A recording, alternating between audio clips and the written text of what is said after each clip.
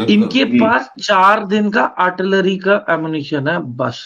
पाकिस्तान के पास में जो तोप के गोले होते हैं ना, जो आर्टिलरी गन्स के अंदर डलते हैं, वो अगर युद्ध हो जाए तो केवल 96 आवर यानी कि मैक्स टू मैक्स 4 दिन तक चल सकते हैं। मल्टीपल लेवल्स पे इनकी रेडीनेस पे भी क्वेश्चन खड़ा हो रहा है, मिलिट्री प्रिपेयर्डनेस पे भी क्वेश्चन खड़ा हो रहा है, फिर पॉलिटिकल जो इन्होंने ये जब ये पाकिस्तान की गवर्नमेंट ये कहती है ना कि हमारा हाथ नहीं है, तो वो टेक्निकली ठीक कह रही होती है। जरा गौर कीजिएगा कैसे, क्योंकि पाकिस्तान की जो गवर्नमेंट है पाकिस्तान की मिलिट्री के ताबे है, और पाकिस्तान की मिलिट्री इस तरह के कामों के लिए नॉन स्टेट एक्टर्स का इंतखाब करती है।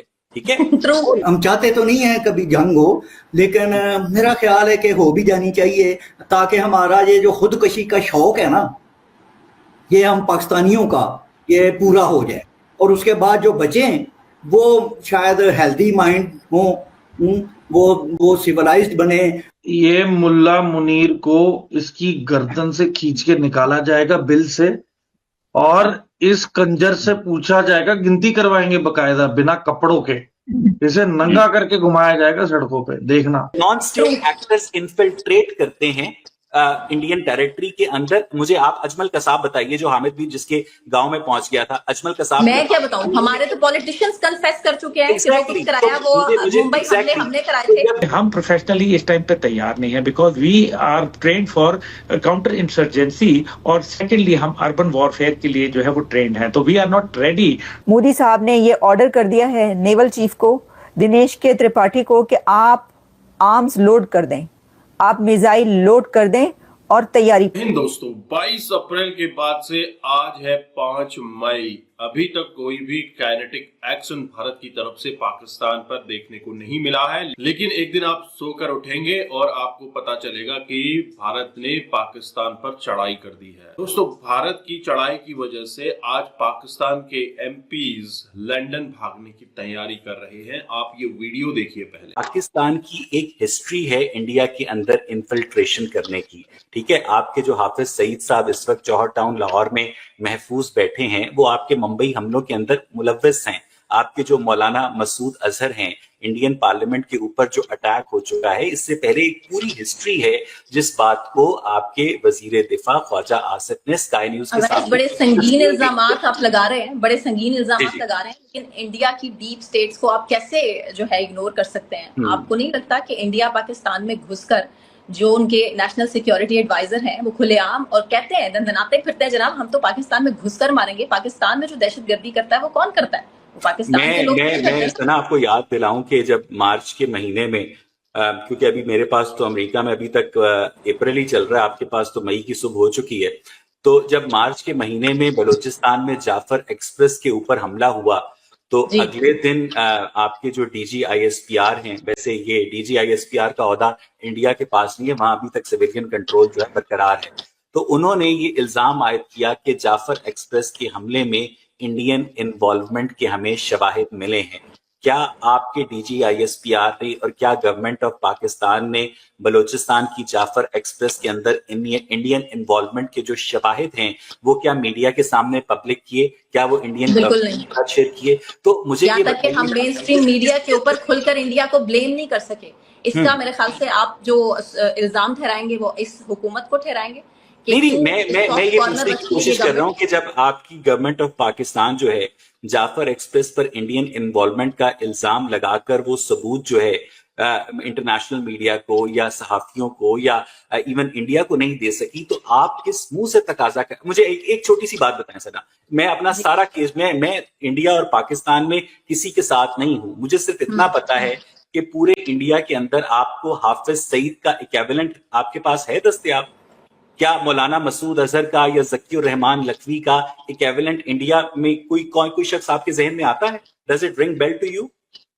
No, of course not. लेकिन इंडिया की जो एक हिस्ट्री रही है, जो केस हिस्ट्री इंडिया की पाकिस्तान में इन्वॉल्वमेंट रही है, जिस तरह से दहशतगर्दी पाकिस्तान में होती रही है, मैं नहीं समझती कि हमें इस ब्लेम गेम को मजीद आगे कंटिन्यू करना चाहिए। कि चूंकि इंडिया पाकिस्तान के अंदर, मैं इसको बिल्कुल डिफेंड नहीं कर रही कि चूंकि इंडिया पाकिस्तान के अंदर दहशतगर्दी करता है तो जनाब जवाब में पाकिस्तान को भी इंडिया के अंदर दहशतगर्दी करनी चाहिए। लेकिन जो डीप स्टेट्स हैं वो हमारे आम शहरियों को बड़े बुरे तरीके से मुतासिर कर रहे हैं। चले मैं आपसे सवाल करती हूँ, 9/11 किसने कराया था? 9/11 दुनिया की मेरे ख्याल से सबसे बड़ी दहशतगर्दी थी, किसने कराई थी? अमेरिका ने खुद कराई थी, अलकायदा ने करवाई थी। ये तो आप कह रहे हैं ना अलकायदा ने कराई थी। डिफरेंट थीसिस भी है इसको रिलेटेड। क्योंकि अमेरिकन गवर्नमेंट उसके बाद आप देखें जिस तरह से पूरी दुनिया में अलकायदा की जो इन्वॉल्वमेंट है उसके सबूत भी दुनिया के सामने दिए थे। मैं सिर्फ आपसे ये समझने की कोशिश कर रहा हूँ, कि क्या पाकिस्तान जो ये कहते, मैं मान लेता हूं कि पहलगाम अटैक के पीछे पाकिस्तान की गवर्नमेंट का हाथ नहीं है, और जब ये पाकिस्तान की गवर्नमेंट ये कहती है ना कि हमारा हाथ नहीं है, तो वो टेक्निकली ठीक कह रही होती है। जरा गौर कीजिएगा कैसे, क्योंकि पाकिस्तान की जो गवर्नमेंट है, पाकिस्तान की मिलिट्री के ताबे है, और पाकिस्तान की मिलिट्री इस तरह के कामों के लिए नॉन स्टेट एक्टर्स का इंतखाब करती है, ठीक है। वो नॉन स्टेट एक्टर्स इन्फिल्ट्रेट करते हैं इंडियन टेरिटरी के अंदर। मुझे आप अजमल कसाब बताइए, जो हामिद भी जिसके गांव में पहुंच गया था, अजमल कसाब। मैं क्या बताऊं, हमारे तो पॉलिटिशियंस कन्फेस कर चुके हैं कि वो कुछ कराया, वो मुंबई हमले कराए थे। जब गवर्नमेंट ऑफ पाकिस्तान ये कहती है कि इसमें हमारा हाथ नहीं है, तो वो ठीक भी कहती है और वो गलत भी। अब ऐसा आप दूर क्यों जाते हैं? आप एपीएस की बात कर लें, क्या सुनने को मिला था आपको याद है ना? बल्कि पॉलिटिकल पार्टी थी जिसकी तरफ से ये सुनने को मिला था कि ये एपीएस कराने वाला कौन है। खैर, अब फिर वही बात है कि मैं नहीं चाहती कि बात निकले और बहुत दूर तक जाए। बेहतर यही है कि हम टू द पॉइंट रहे और बहुत सारी चीजों को हम ऑब्वियसली डिस्कस नहीं कर सकते। और मुझे पाकिस्तान के अंदर एक वर्किंग जर्नलिस्ट के ऊपर जो प्रेशर है, मैं आपकी तवज्जो एक नुक्ते की जानिब मरकूज दिलाना चाहता हूं, और वो ये है कि इस वक्त army chief general Asim Munir के ऊपर जितनी तनकीद हो रही है कि जिस बुरी तरह से उन्होंने पाकिस्तान तहरीक इंसाफ को क्रश किया है, जिस तरह से वो पाकिस्तान के वजीर खारजा, वजीर दिफा, वजीर ज़राअत, वजीर मजहबी अमूर, हर चीज वो बने हुए हैं, वो पूरा पाकिस्तान वो चला रहे हैं, ठीक है ना। कर्नल नुमान साहब के फोन के ऊपर मरियम नवाज उठ के खड़ी हो जाती है, ये सबको पता है। मैं आपसे ये पूछ रहा हूं कि इस सारी सिचुएशन का, ये जो पाकिस्तान इंडिया के दरमियान कशीदगी पैदा हुई है, सबसे ज्यादा फायदा किसको हुआ है? इसका सबसे ज्यादा फायदा जनरल आसिम मुनीर को हुआ है कि अब उनके हाथ में इतनी कंसोलिडेटेड पावर आ गई है कि आपका प्राइम मिनिस्टर भी जो है उनके आगे बैठकर तालियां बजाता है, उनके आगे किसी किस्म की आवाज नहीं निकालता है।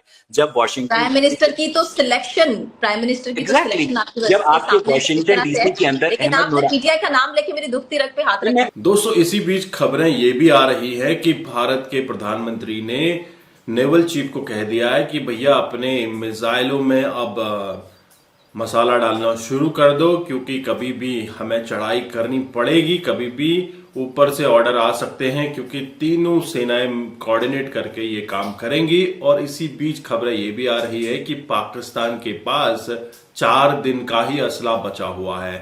वहीं पाकिस्तान के जो पेट्रोल है ये भी खत्म होता हुआ दिख रहा है, क्योंकि अब जो सप्लाई लाइन है इसको पूरी तरीके से काट दिया गया है। आप क्या सोचते हैं, आपके क्या विचार हैं, कमेंट कीजिएगा। चैनल पर नए हैं, चैनल को भी सब्सक्राइब करें। हम आपको मिलते हैं अगले वीडियो में, तब तक अपना ध्यान रखें। जय हिंद, जय भारत, जय श्री।